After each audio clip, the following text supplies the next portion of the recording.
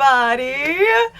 It's Allie, and welcome to our Y&R Chat for Sunday, January 5th, 2025. Well, I have to say, I really think that Y&R gave us one of the best sets of New Year's shows. And that's saying something because last year was Michael and Lauren's surprise re-wedding. It was going to be hard to top that, but I have to say, this year was really good. Even in 3 episodes, we got a little bit of everything. We got some sexy, we got some romance, we had action and drama and suspense. Tessa got drugged by Ian. Sharon got drugged by Jordan. I felt like it was a really exciting cliffhanger for New Year's Eve and a really exciting way to start out the new year, 2025. So on New Year's Eve, the hostess of Genoa City's hottest restaurant was a very thirsty lady. She kept that water bottle right there at the hostess stand in the entryway with the cap off. And wouldn't you know it, a supervillain comes by and drops some liquid drugs down into the bottle for her to swig up. And Tessa immediately started getting dizzy, woozy. She was even gasping for air. And I really have to give some props to Kate Fairbanks here, because when Tessa started to gasp, I gasped. It was so convincing, and I immediately had this feeling of peril, like it was happening to me too. I was just right there with her, stumbling around society, while Abby and Devon just sat there playing kissy face. I was like, Tessa came up to their table and said, "Guys, I don't think I'm feeling well." And it was clearly more than just like, I have a cold or a flu. She was having trouble even standing up straight, and Abby and Devon just sat there so unconcerned. I was like, what are you doing? Don't you see that there's a supervillain peeking in through the window? Can you get up out of your chairs and help this woman?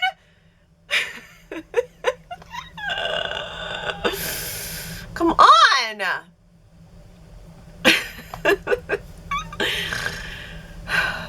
So Tessa decided to help herself, thank goodness. She said, well, I'm just going to walk outside to get some air. And of course, Ian was standing right there waiting for her with an inhaler, which I thought was the creepiest part of it all. It was creepy and gross the way he was giving her the inhaler. I was like, ew! I don't want my lips on your inhaler. Can't you just let me die here instead? And I was like, oh my gosh, what is he going to do? Is he going to kidnap her? Is she gonna like pass out here? What's going to happen? But surprisingly, almost as soon as Tessa went down, Mariah showed up. And she actually saw that Tessa was on death's door.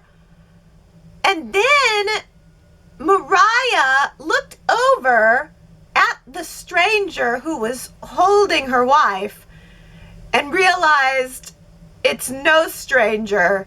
It's Ian Ward, her former cult leader and almost her husband. Ew. He totally held her hostage in a storage room and forced her to marry him. But don't worry.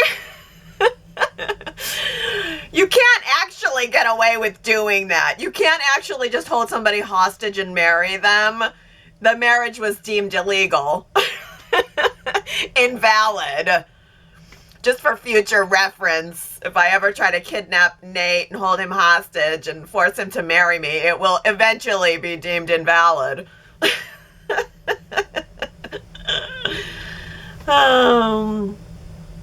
But it was just this very shocking tableau, like Ian and Mariah looking at each other, Mariah struggling to process what was happening. And I thought, is there going to be some kind of exchange? Is he going to now blackmail Mariah for Tessa's life? But then, almost out of the blue, next thing you know, Nick shows up. And Nick is ready to go all boss man, hero man on Ian. And I know that I should be grateful to Nick for showing up and for taking charge through all of this and saving the day. But I was actually kind of annoyed and disappointed because I thought that this was going to be Mariah's moment. I thought, oh, well, this villain is after Mariah. Mariah is going to see him with her wife. Surely Mariah is going to be the one to step up here and save the day. She's going to have the dramatic confrontation with Ian.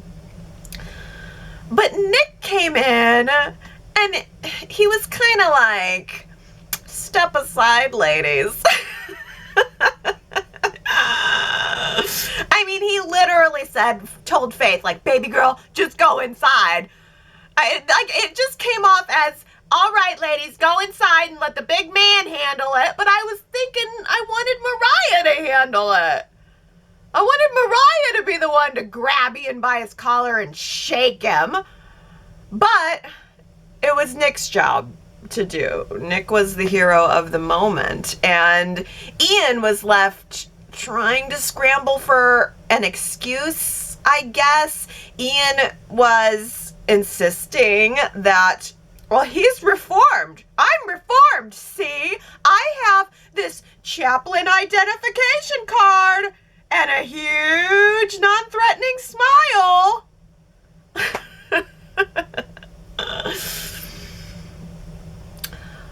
Well, when the cops showed up, Nick said, "Officer, arrest this man. He is a known supervillain."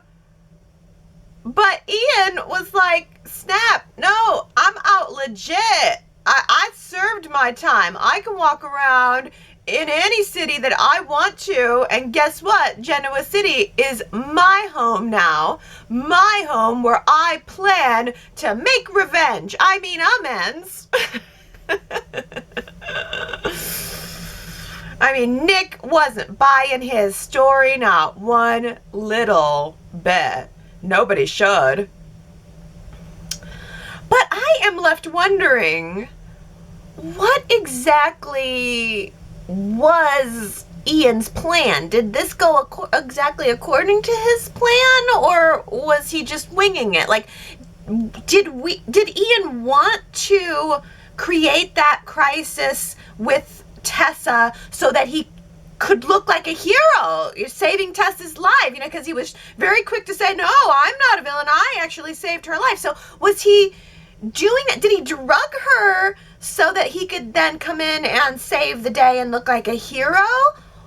Or was he planning to kidnap Tessa at the same time that Jordan was kidnapping Sharon?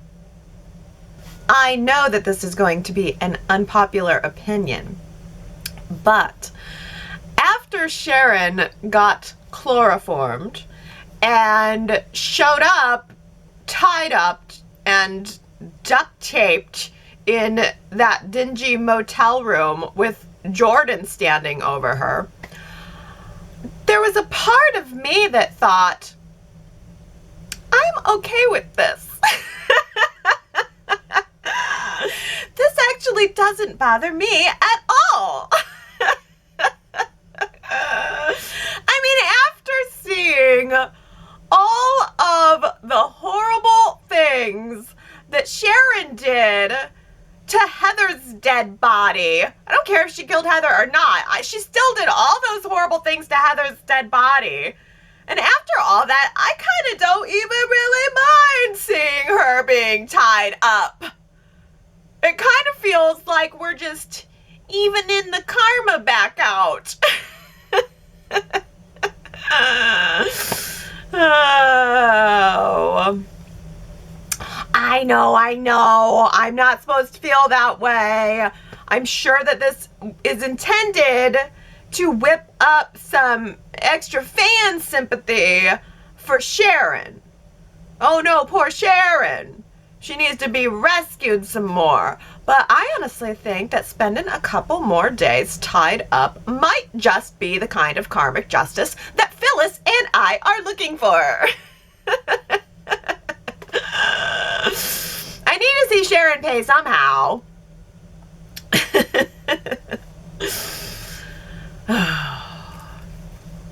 Well, can you believe it? Phyllis went conveniently missing at the exact moment that Sharon got chloroformed. So, say goodbye, alibi, Phyllis. I mean, did Jordan time that out perfectly or what? How could she have known? Phyllis just so happened to leave the New Year's Eve party for a breather. She gets in her car, she goes for a drive out to the exact same place where she and Sharon had the accident at the exact same time that Sharon went missing. And then Phyllis came back to Daniel and Summer saying that while she was out, she had a flashback memory saying that she remembered that it was an older woman.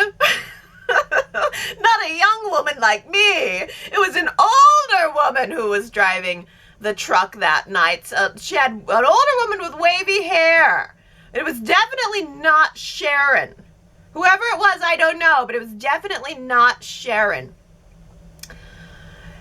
And since that's the case, Phyllis is saying that now she's going to turn a new leaf with the new year. She does not going to try to punish Sharon for a crime she didn't commit. She's just going to try to move on into the new year. Phyllis has a new lease on life at the exact moment when she's about to get screwed over. She doesn't want Sharon to pay for a crime that she didn't commit right at the same time when Phyllis is about to be accused of a crime that she didn't commit. Oh. Pretty good. In the previews for next week, Jordan has got Sharon tied up and she's getting ready to dump Sharon off the bridge at the very same place that Sharon dumped Heather's body off the bridge. So it's gonna look like Phyllis was serving Sharon some poetic justice. And this is all Ian's plan. It's working out so well. Meanwhile, Nick has told Victor that Ian Ward is out. Ian is on the loose. He is out from jail and we need to take care of this man. So Victor decides that it would be a good idea to summon Ian, summon this evil man out to the ranch for a talk so that when Nikki wakes up from her New Year's Eve non-hangover and she's walking down the stairs and rubbing her eyes, she's gonna be greeted by the devil himself standing in her living room. Really? Victor? Was there no other place where you could have had this meeting? No other place besides Nikki's home living room to bring her nightmare to life? Don't you have an office anymore? I am totally sold on Claire and Kyle. They really brought the sizzle to New Year's Eve. It was really, really nice. And I am glad that Claire and Kyle got to spend this time together because although it was very sweet of Claire and Faith to spend part of their New Year's Eve with Grandma and Grandpa, I kept thinking, well, why couldn't Claire find a way to get to Kyle? I mean, you know, New Year's is the holiday where the youngins get a free excuse to go out and stay out and party. I mean, I guess not just the youngins. I guess anybody who's actually able to stay awake until midnight, but it's like a free holiday. It's a free excuse to get out and party, and it was very sweet that Claire wanted to spend it with Grandma and Grandpa, but yeah, I wanted her to spend it with Kyle, and she did. It's funny because the Monday's show had everyone doing the midnight countdown, and then by Thursday and Friday, everyone was still awake. And I kept thinking, oh my gosh, it's got to be like 3 a.m. right now. How is anyone still awake? If I'm awake at midnight, it's because I had to get up and pee. Not by choice. Oh. But yeah, Claire and Kyle, even though they weren't able to be together right at the stroke of midnight, Claire showed up with her noisemaker and the party hats, and they did their own midnight countdown before they decided to go upstairs to get down. That was great. It was hot. It was sizzling. It was smoking. And then it was sweet. Kyle asked Claire to spend the night. He was like, don't go. You know, it's late. We just had this great time together. Don't go. I liked that feeling. And it's a very big step for both of them, really. And they seem to be getting more comfortable with each other, which in turn does make me more comfortable with them. You know, my one complaint is, why is Kyle's bedroom so boring?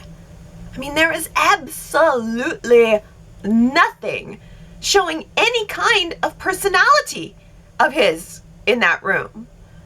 And I'm thinking about it, and to be honest with you, I feel like I don't really know what Kyle's personality even is. At this point, I feel like I know a lot about Claire, but I couldn't tell you one single thing about Kyle Abbott and who he is and what he likes and what interests he has besides work and women. I mean, I just have absolutely no idea who he is, and his boring brown bedroom really reflects that. I haven't said it for a while, and I want to be sure to say it now.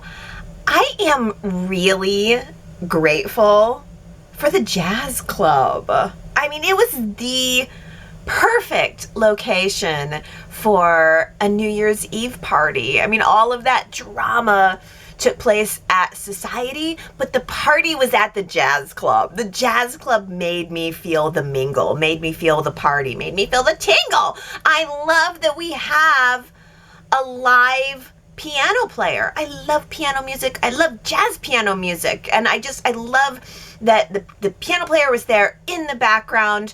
I really enjoyed seeing everyone dancing and drinking and mingling and smiling, and it felt like a party. So thank you, Y&R. That was really, really well done. And I have to say, when Danny walked through that door, he was like a ray of freaking sunshine on that party. I mean, it was like late at night, New Year's Eve night, and Danny somehow managed to bring in a ray of sunshine. Because the minute that he walked through the door with his huge smile, everybody just came to life. Christine, Jack, Tracy, even Daniel. Daniel was understandably depressed.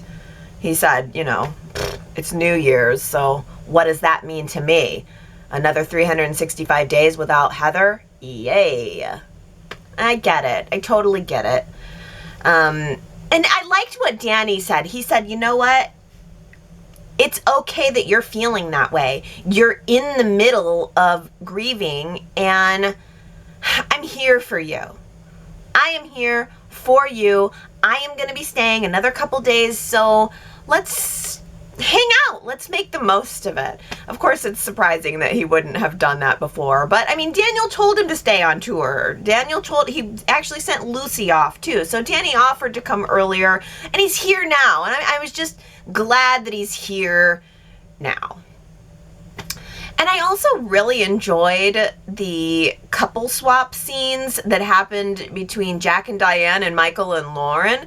It was really great that Jack asked to dance with Lauren, which left Diane to apologize to Michael for letting him think that she had really broken up with Jack. I mean, after letting him also think that she was dead, it's kind of like, But Michael, of course, forgave her. I'm sure Michael doesn't want to be -2 friends going into 2025. He's already worried that he's lost his friendship with Phyllis forever. He doesn't want to lose his friendship with Diane, too. But most surprisingly, and just fun kind of party little small, a small nuance of the show, was when Jack asked Lauren to also become friends with Diane. I thought that was really sweet. Jack knows that Diane has no friends, and if Michael likes Diane, then why can't Lauren give her a chance too? I like Jack. I mean, I could see that he was a man who just wanted his wife to be happy. He doesn't want her to feel isolated any more than she already does. And it created this really funny reaction in Lauren. Lauren was shocked, She doesn't like the idea, especially since it would put her in an awkward position with Phyllis. But Lauren definitely was able to squeeze in a compliment for Diane on the teardrop of love necklace, and who knows, I mean, this could really create some more interesting future story for Lauren and Michael, caught between Diane and Phyllis and whatever those two might find to fight over next. There were so many best dressed people this year that I can hardly pick a favorite. But if I have to, I mean, if you're going to hold my feet to the fire and make me pick someone, I thought that Christine looked absolutely dazzling in her gold sequins and her gold hair and her baby pink fingernails and her big gorgeous smile. I mean, she has the hair of a 20-year-old.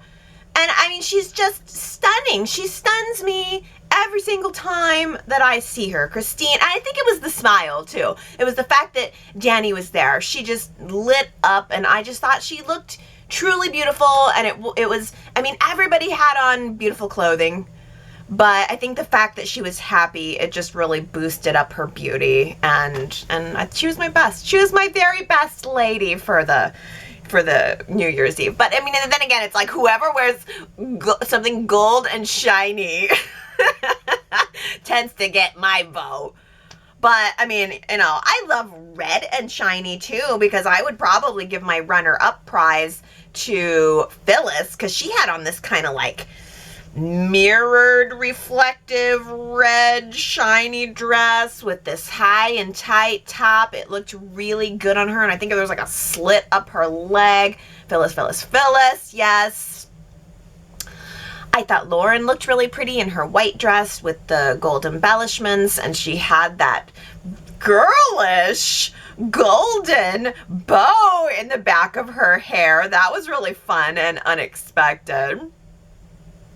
And then, I mean, in terms of like pops of color and texture, I thought Mariah and Tessa really both had bold colors and bold textures that really stood out. Mariah's like lipstick pink velvet jacket. It was just, it was like, looked like crushed velvety. I just wanted to like touch it. And then Tessa had on this purple satin pantsuit that looked like it was really silky and smooth, and I wanted to touch it too. Hi, can I touch your clothing?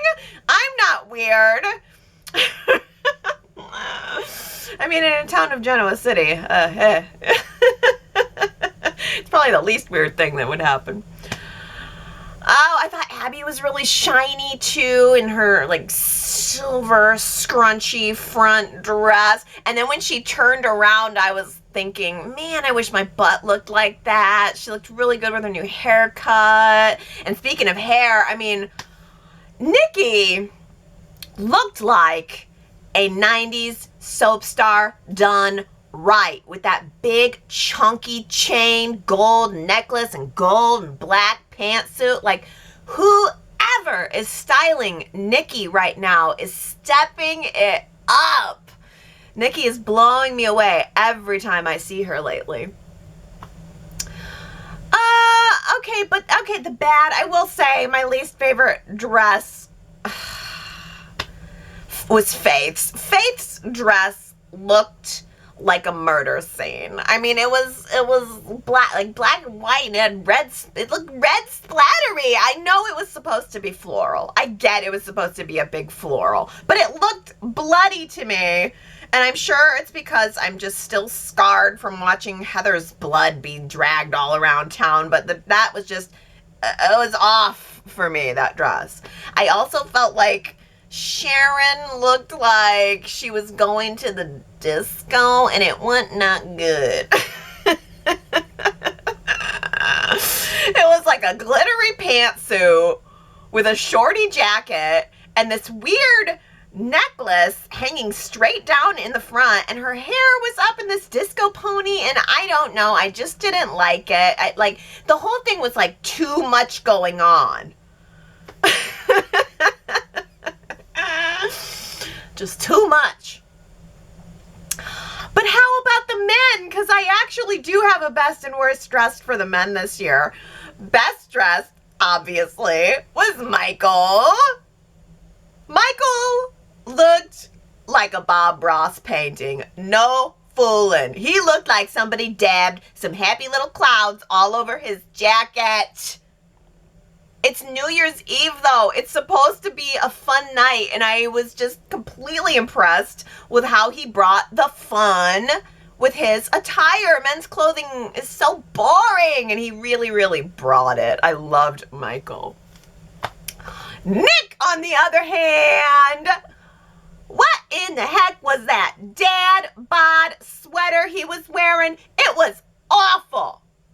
It was cream, and the cut of it was weird, and it was just clinging in all the wrong places. Plus, it was way too basic for the way that he was going all badass on Ian Ward. For as badass as Nick was this week, he needed to have a leather jacket. Why would they give him a sweater to be going badass on? Somebody in. It didn't make no sense. He needed leather. That was a styling mistake. But moving on, I'm going to give you guys a Who Said It quote for the week. And here it is. I guess we're all a bit restless tonight. I just love it whenever characters can incorporate the word restless. My ears automatically go, ooh, ooh, ooh, because it's the title of the show.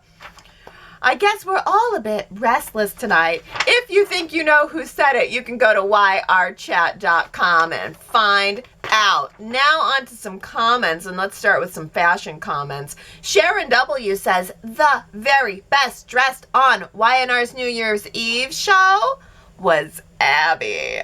Her figure is perfect, and honestly, I did not like her new short haircut at first, but today, with the silver dress and the short hair, she looked stunning. And I loved Christine's dress overall. Loved the side slits, but not the slits on the bodice. What do my fellow chatters think?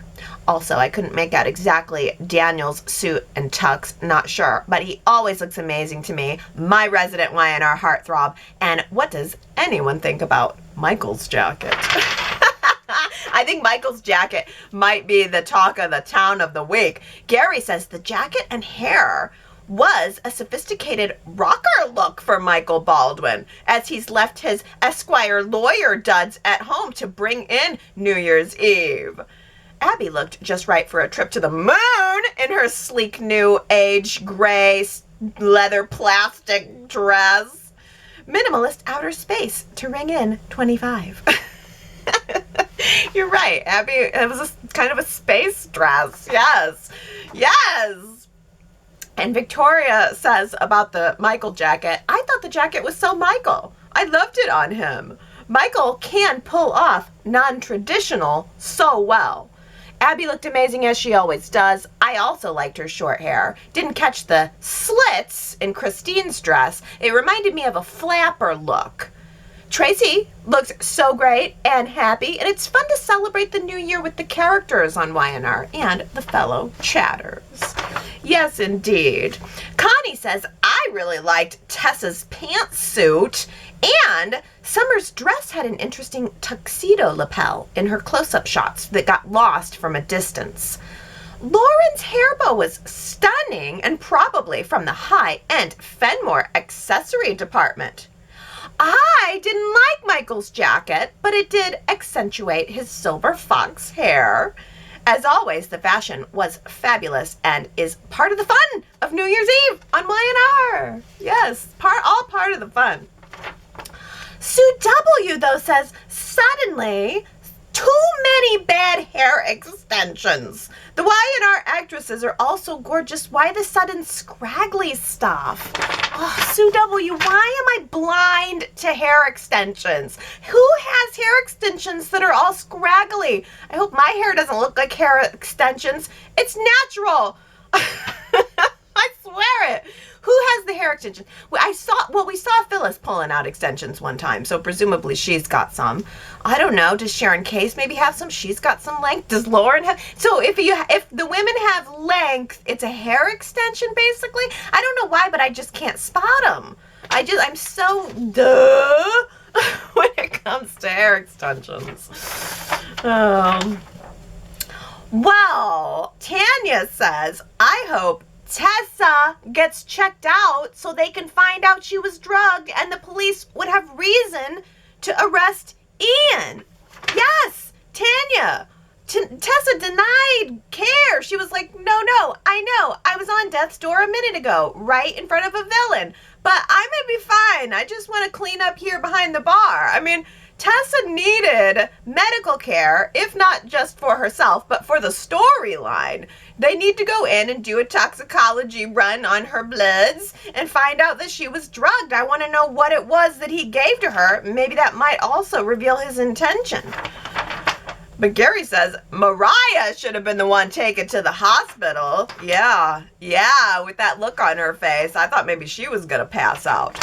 Oh, but Diana says, I'm sorry, I don't really seem to have many positive comments, but I would have thought that when Mariah first saw Ian Ward with Tessa, she would have been more surprised.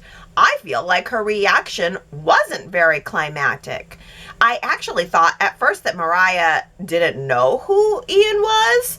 I would have thought that Mariah would have asked Ian what he was doing there and what did he do to get out of prison. The music added to the climax, but not much to Mariah's reaction to seeing Ian Ward. I guess her reaction was because she was more concerned about Tessa's well-being and not so much about the fact that she was found with Ian. That's the thing, Diana. I just think, in general, Mariah's part there was underplayed. Like, Nick got all the action. Mariah didn't get the action. She got a reaction, and maybe the reason that it seemed subtle or underplayed is because Y&R is getting ready to set up a situation where Mariah is becoming susceptible to Ian. Because we did have that scene afterwards where Tessa was asking Mariah, like, do you think you would be able to fall under his spell again? And Mariah said, no, I'm definitely not able to do that. But I mean, Tessa fell under his spell. So, but I mean, Mariah at this point should be wiser. She has been through it. She knows logically, but I wonder if Y&R is setting up a situation where Mariah gets confused. Victoria says it was chilling how Mariah said she would not be duped by Ian Ward again, but then the quiver in her voice said otherwise. Yeah, Victoria, I'm kind of wondering that too. I think we should make that a poll question for the week. Do you think that Mariah will fall under Ian's spell again? Ooh, yrchat.com. Let's get a vote going on that. Let me know if you think that Mariah is going to be drawn in by Ian or, like find herself kind of getting brainwashed by him again. Well, Steven says Phyllis had better realize that her threats against Sharon and early departure from the festivities have made her person of interest number 1 in the disappearance. And if Daniel or Lucy don't have airtight alibis, they are number 2 and number 3. It's time for her to be the real Phyllis and to demonstrate her agile mind. Don't just assert innocence when the accusation comes down. Double down and give the police something to ponder. Accuse Sharon of faking her own kidnapping and the attempt or disappearance of Tessa. If Mariah recognized Ian, take advantage of a golden opportunity. Nod sagely while voicing the obvious. Ian is Sharon's accomplice as well as her scapegoat in Heather's murder. Dang, Steven, that's good. So we all can see from a mile away that Phyllis is about to be suspect number 1. Phyllis could totally just flip the script and say, no, we've seen this before. Sharon faked her own kidnapping, and I think she's working with Ian Ward. Ooh, that would be good. Well, Daisy says, Ian said that with Sharon dead, he believes Mariah will turn to him for comfort. But I wonder what he'll do when he discovers that Nick is a father figure to Mariah. Something he never was nor will be. I think Ian might just lure Nick to where Sharon is, making him believe he is rescuing her, but Ian actually plans to get rid of Nick and Sharon together, then try to get Mariah to trust him. I hope, though, that Tessa goes to the hospital and through a blood test discovers she was drugged, and due to his past crimes, Ian would be a suspect and brought in for questioning well before he could kill Sharon and frame Phyllis. Although Jordan might be tired of Ian and end up letting Sharon go free once Sharon sees Ian while Jordan is hiding, of course. That way, Ian will be back in prison without fulfilling his reunite with Mariah fantasy, and Jordan will still be free to pursue her quest to get Claire back, or perhaps she meant get back at Claire. I like that. Ooh, get Claire back or get back at Claire. That's really good. I also, Daisy, really love that you're weaving Nick in here too, that maybe like Ian needs to realize that he's not going to be a father figure to Mariah unless Nick is out of the way too. So lure Nick in to help rescue Sharon and try to get rid of them both. Good one, good one, good one. Oh, well, let's talk a little bit more about New Year's Eve. Sharon W. says Jack is asking Lauren to be nice to Diane because he says she's really a nice person. And Lauren tells Jack that she is being nicer to her. She only gave her half an eye roll. Yes, oh my gosh, that was a really funny moment. And Naomi says, Diane and Jack, they make me smile. Diane flirts with Jack mercilessly as he blushes and she giggles with delight. I hope they're together a long time with many of those moments on screen as compared to Lauren and Michael, whose chemistry seems to be fading. Christine and Danny sparkled together and she was stunning in that micro mini dress and really, really high heels. She had a little trouble getting up with that short dress. Oh my goodness. So you think that Michael and Lauren's chemistry is fizzling? I mean, I guess, wow, I don't know. Maybe they just didn't have as much time together, but that's a good question. Does anybody else feel that the light is going out on Michael and Lauren? Well, T. Nicole says, I'm loving the Y&R drama this holiday season, and this story keeps seeming to get juicier. But did anyone else think, as these characters were still talking and seeing each other past the New Year's countdown, that this would be past my bedtime? I barely made it to midnight and was cozy at home. Kyle was spending the night with sick Harrison playing video games, and after midnight, he still was fully daytime dressed in his own house. I was in my PJs way before midnight at my home. Yeah, I mean, I was thinking the same thing, T. Nicole. Like, I'm in bed at 7. I don't care what day of the week it is. In my defense, I'm up at 4. Russell says, Sharon's the only one getting any rest. It took a rag of chloroform, rough rope ties, and a duct tape gag, but she's cutting some Z's. Even Victor was up at home. Yeah, even Victor was up till like 3 a.m. These guys can really party all night long, not me. Oh, hey, by the way, I asked you guys last week if you think that Chelsea should move in with Adam, and guess what? It was a 50-50 split vote, which normally excites me, but in this case, I think just amounts to, eh. I think the overall answer, should Adam and Chelsea move in together, the Y&R chatters basically respond, eh. That's how exciting that is. But other exciting things, Russell says, I know it's not Y&R, but have y'all seen the Beyond the Gates ads that of CBS's new upcoming soap? They're only showing quick snippets, but I think I'll check it out. Yeah, Russell, I did see the trailer for Beyond the Gates, and I loved the intro. I mean, they understand it's a soap, and they are making it look soapy. And I guess it is going to be premiering on CBS February 24th between 2 and 3 o'clock Eastern Time. So 2 p.m. Eastern Time, Beyond the Gates, February 24th. And it will, I assume, also, it sounds like what I could tell, it will also be on Paramount Plus. Unlike classic episodes, no classic episodes for me this week.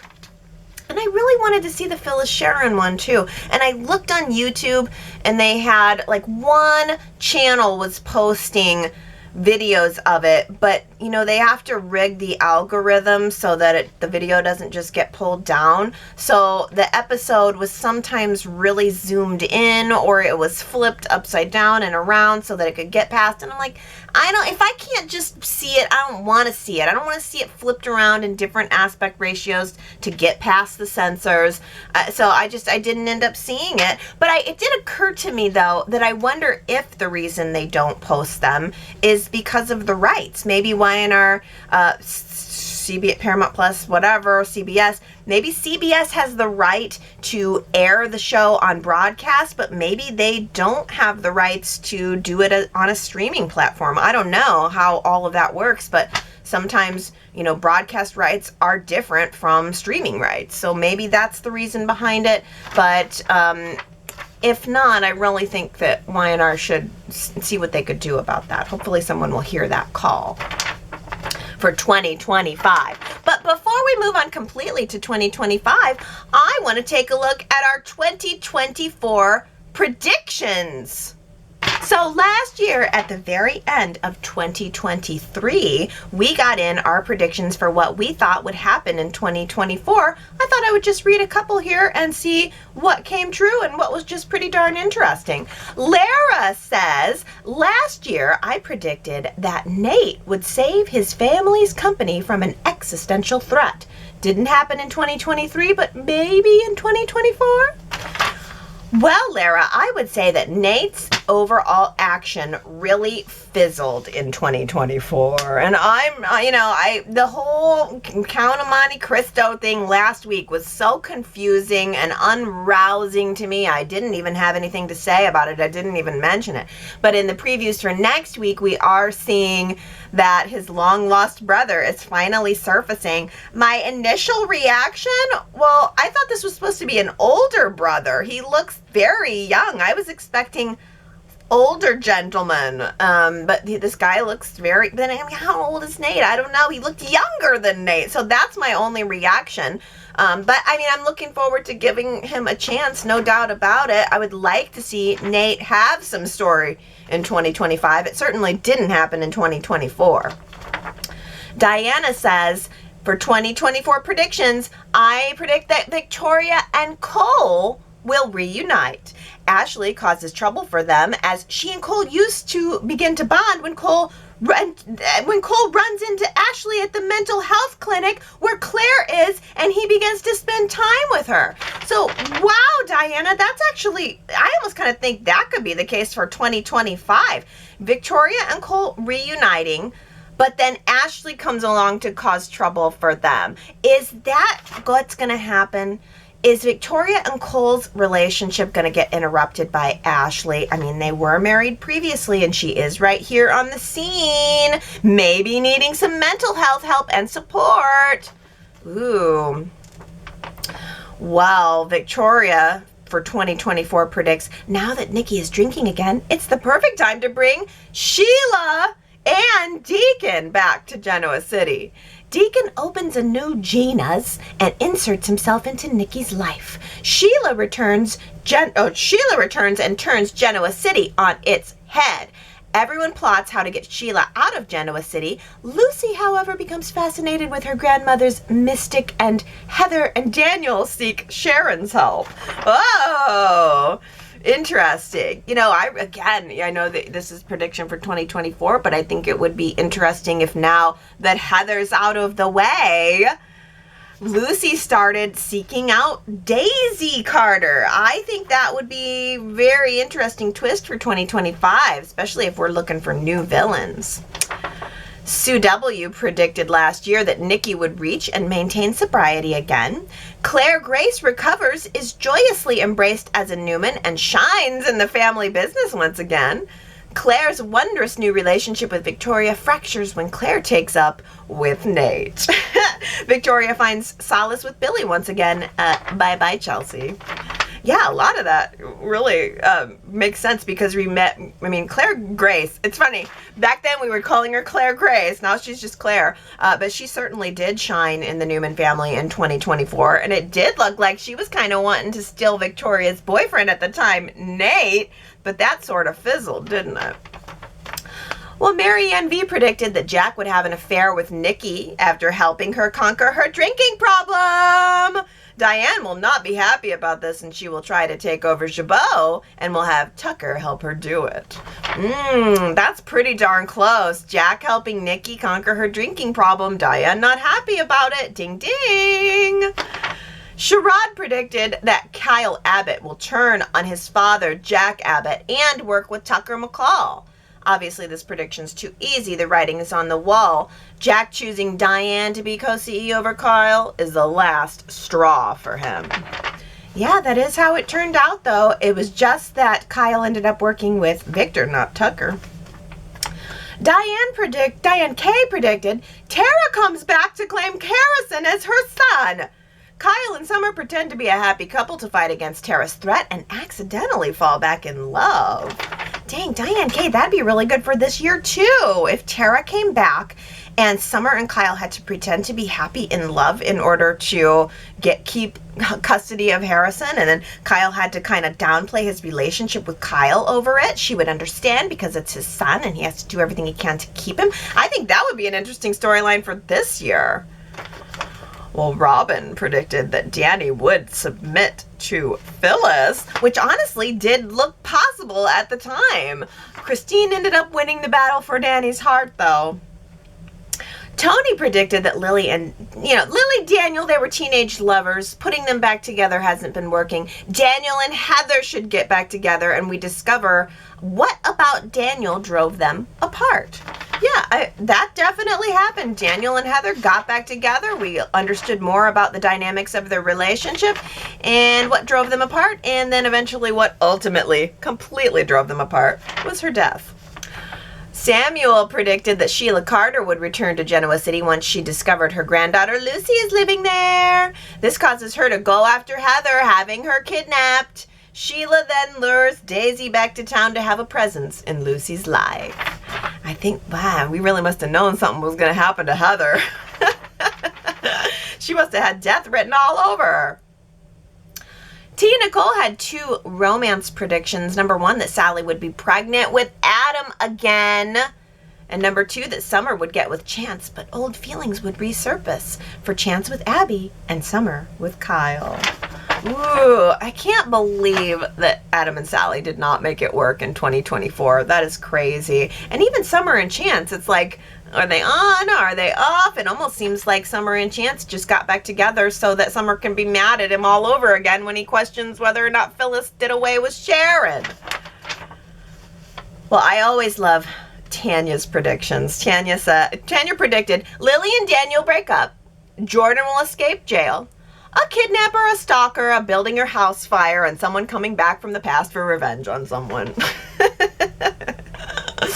All of the above, Tanya, except I don't think we had a fire. We actually had a rebuild of the ranch after the fire.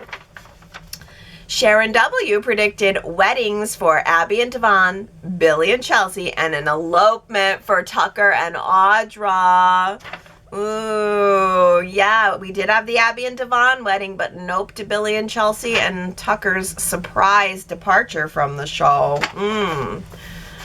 Well, my prediction for 2024 was Nick and Sharon's all-out super mega soap wedding, which did not happen, but I'm putting it back on my list for 2025. If you want to get your predictions in for 2025, you can go to the website at yrchat.com.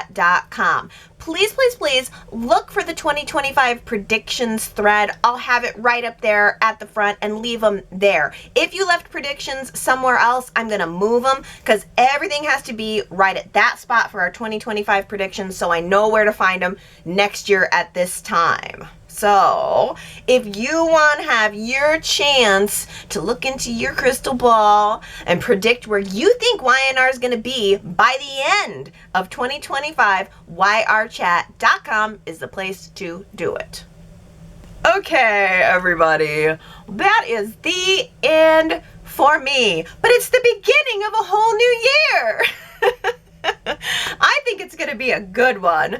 I'm excited to see where Y&R is going to end up. I'm excited to see what you guys are predicting. By the way, I'm only going to leave that predictions thread up for maybe another week. I think this is probably your last week to do it. Because if I leave it up any more than, 2 weeks into the new year, we're just sort of recycling and predicting things that are in the short term. I want to know where you think the show is going to be a year from now or almost a year from now. So get those in that last week, or this is the last week to get those in. So please do. And please do come back next Sunday and we will chat about our favorite show. It's my favorite show anyway. I have a hunch it might be yours. Oh, okay, everybody. I love you and I will see you next Sunday. Bye.